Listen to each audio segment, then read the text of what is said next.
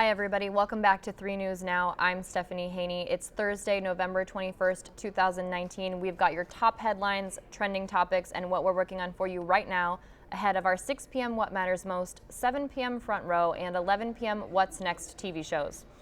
Starting off, we've got tough news for Myles Garrett and Browns fans today. The NFL has upheld his suspension in full. This is right after we learned that Garrett has accused Mason Rudolph of using a racial slur against him. We'll have our sports analyst Ben Axelrod with us to talk about that here in just a moment.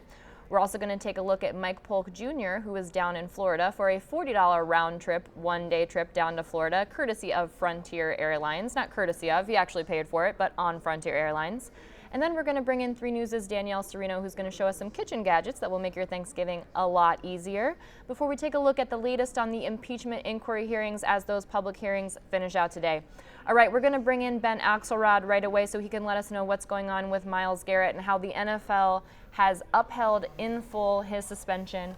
Ben, thanks for being with us here on the live stream today. Of course. So we've just found out that the NFL has upheld his suspension in full. Mm-hmm. Yeah, and it's been kind of a hectic day and hectic week now, dating back to last Thursday. But as far as the foreseeable future is concerned, this is kind of the last domino to fall, I think. Myles appealed his suspension yesterday in New York. Today they came out with a ruling, and kind of surprisingly, I think, they upheld the punishment. So it's still an indefinite suspension. He's definitely out now for the rest of the 2019 season and the playoffs if the Browns qualify for that. And we'll come back sometime in the offseason. He'll meet with Roger Goodell, the NFL commissioner, and Roger Goodell at that point will make a decision on whether or not to reinstate Myles Garrett for the 2020 season. But right now, as far as the punishment is concerned, we're just in a holding pattern. And other than the fact that we know now he is not coming back during the 2019 season at any point.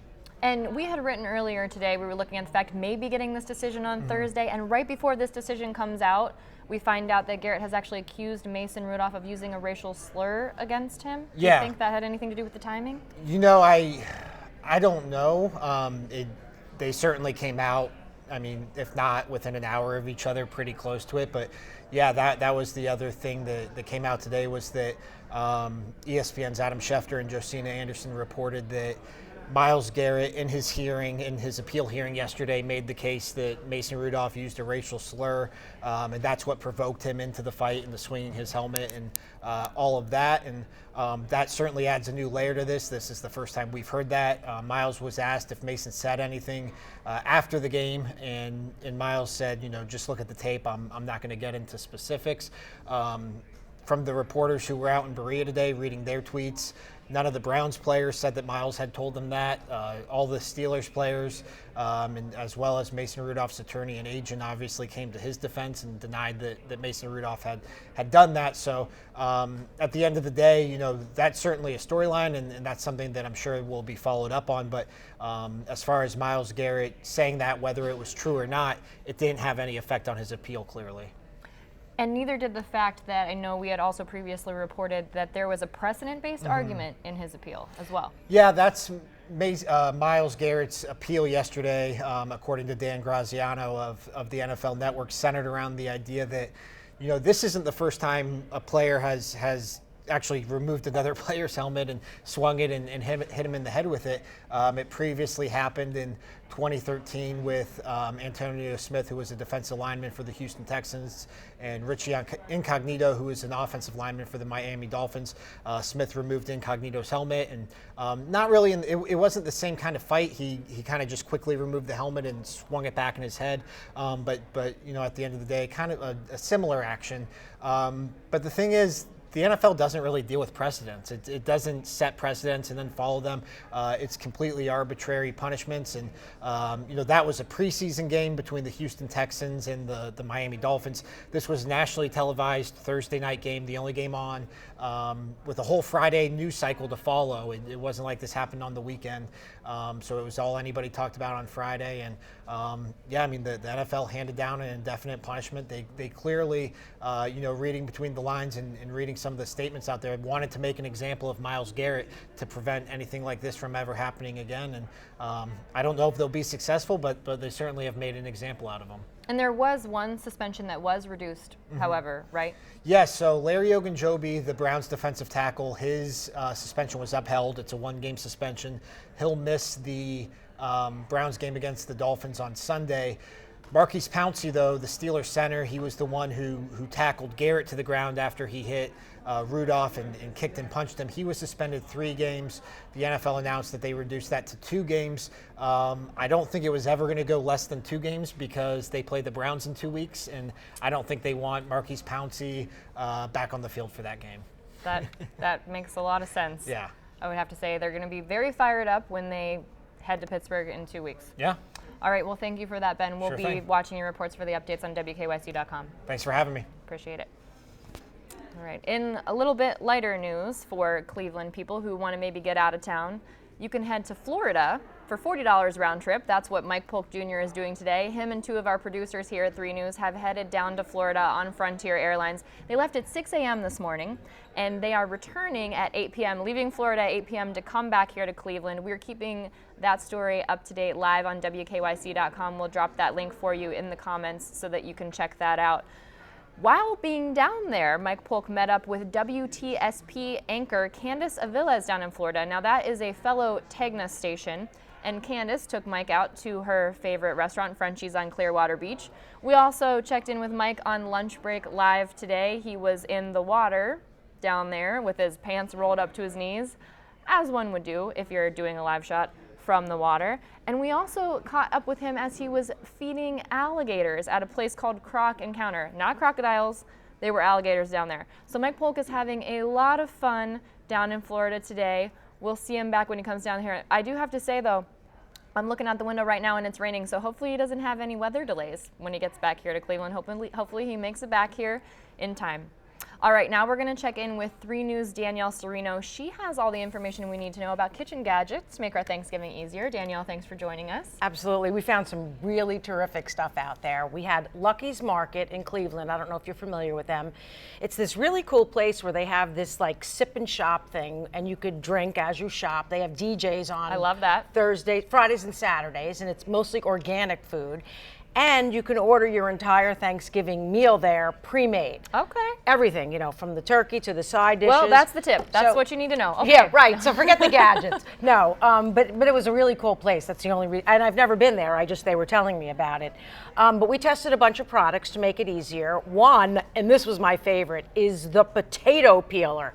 You literally, it's a little gadget, the Star Frit it's called, and you put it on this thing, you press a button, and it takes all the potato peel off. Oh. So none of the, you know, peeling I'll tell it with you the, what, peeling a potato is difficult. There's a reason why that's the punishment in the Navy. We have to peel the potatoes. And that's you know, a big deal because it takes a lot of time, it takes a lot of effort, and this thing, boom, does it. And here's the benefit.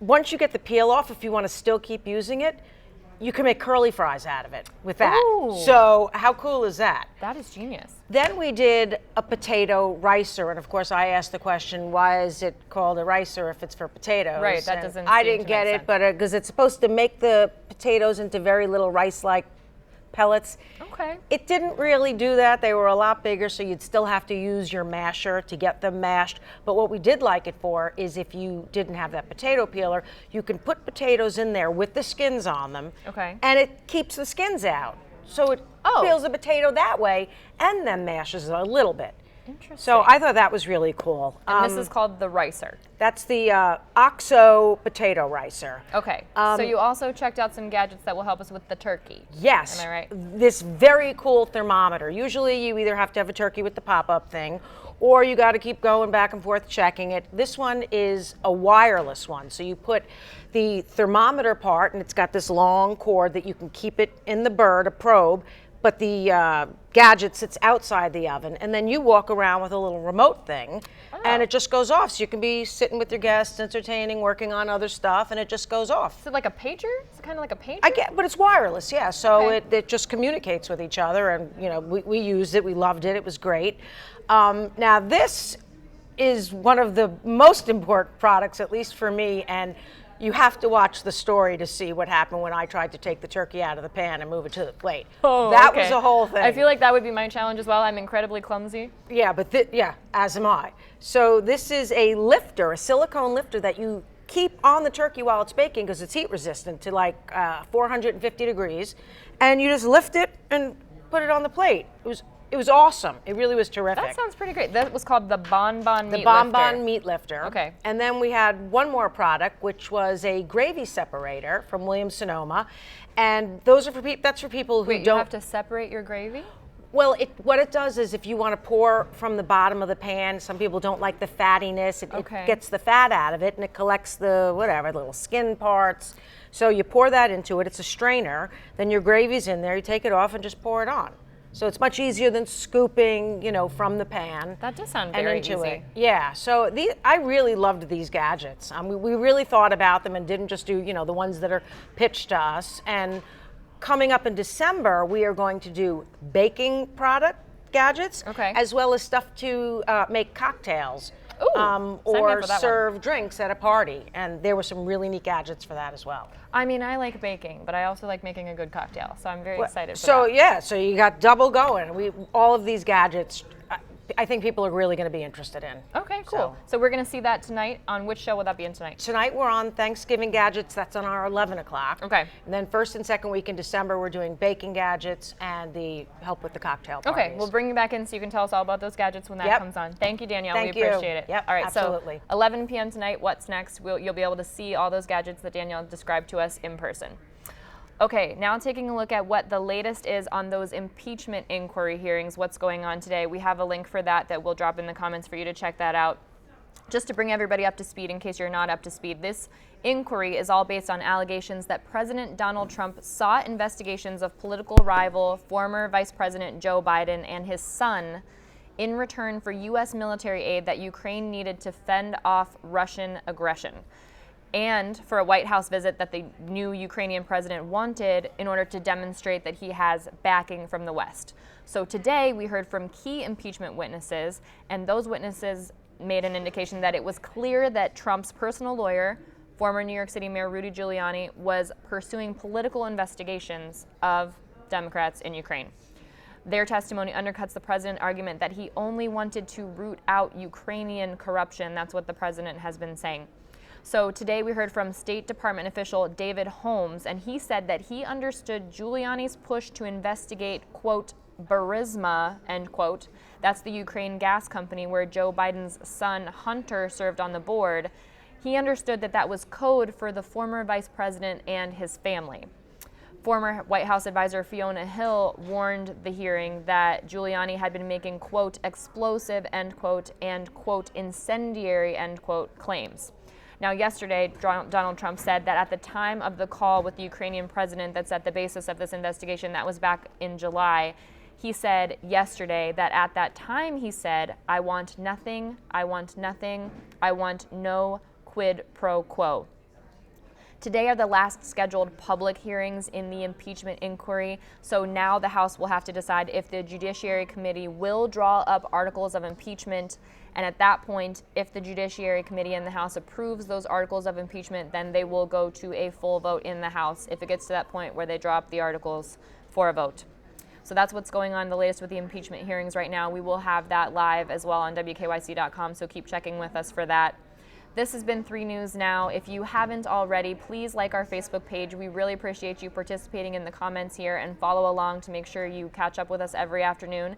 And also, if you haven't, please subscribe to our YouTube page. You can get there at youtube.com/user/WKYC-TV. And once you're there, after you've subscribed, click that bell so you get notifications every single time we go live. We can keep this conversation going as well. You can message me directly on Twitter, Instagram @_Stephanie Haney. I appreciate you very much. This is Stephanie Haney.